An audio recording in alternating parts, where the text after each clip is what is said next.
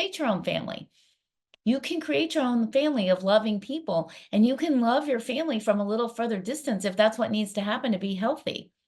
Um, and you can love them and have space if you need to have space. And sometimes out of that will come closer relationships again. And sometimes, you know, there's only so close it can ever be.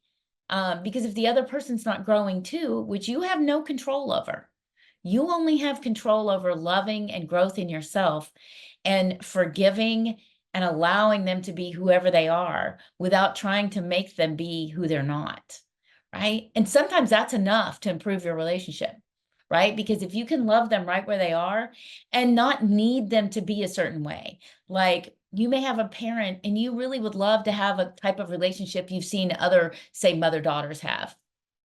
And it's just not, or daughter, either way. And your relationship's not like that. When you release, whether it's your mother, your daughter, your sister, whoever, from being who you think you want them to be and just love them where they are, then a relationship can come into your life from someone totally else that's that relationship that you were looking for, right? It doesn't have to be your mom or your sister or your daughter. It could be a dear friend. It could be a dear younger friend or a dear older friend or a friend your age or all different types. But those relationships, the universe, God can bring them to you when you let go of expecting someone to be a certain way for you and you just love them where they are. Because what do we really want for ourselves? We want to be loved for who we are, not need for somebody to need us to be something we're not in order to love us. We want to be loved unconditionally. So we want to give unconditional love to others, right? If we can love them right where they are and we don't need them to be any different, regardless of what that looks like for them. We have to realize that who they've become started from birth on, and there's so much of their life that we don't understand or know.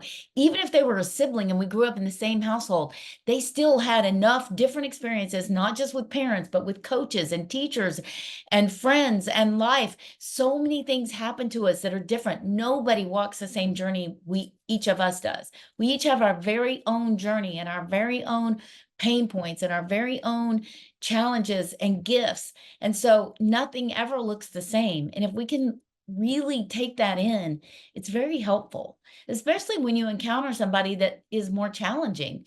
If you can realize, hey, they're really doing the best they can with the tools they have and let go, you can not let them take over whatever you're doing because you're going to run into those people in all kinds of different situations.